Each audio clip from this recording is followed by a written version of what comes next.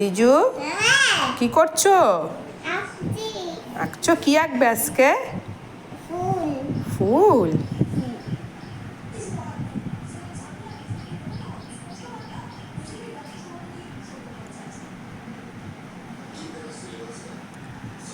বাহ,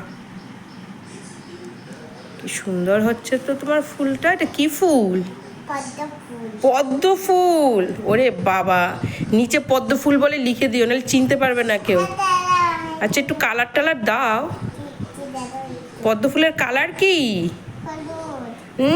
হলুদ নাকি? পিঙ্ক। হ্যাঁ, তাহলে পিঙ্ক কালার করো পদ্ম ফুলকে। করো। আচ্ছা আচ্ছা,